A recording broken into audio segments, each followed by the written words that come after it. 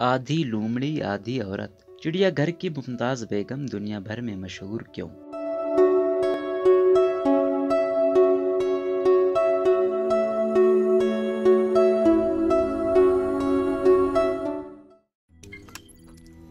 रोजनामा कुदरत की वीडियो देखने के लिए अभी YouTube चैनल पर सब्सक्राइब करें और बेल आइकन पर भी क्लिक करें।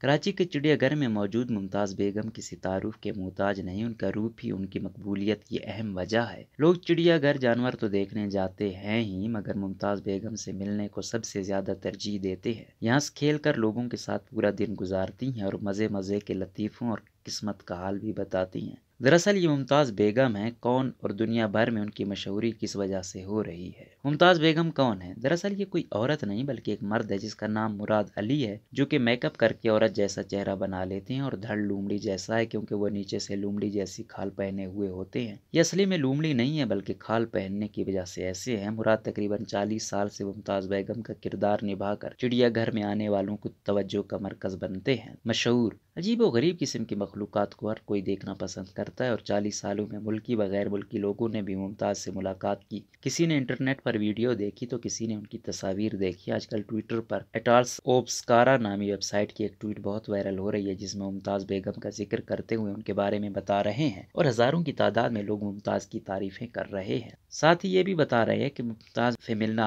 आसान तो है, लेकिन मामूली टिकट भी देना पड़ता है और एक मेकअप आर्टिस्ट भी है जो मुमताज़ को तैयार करके उनको खूब सजाता है।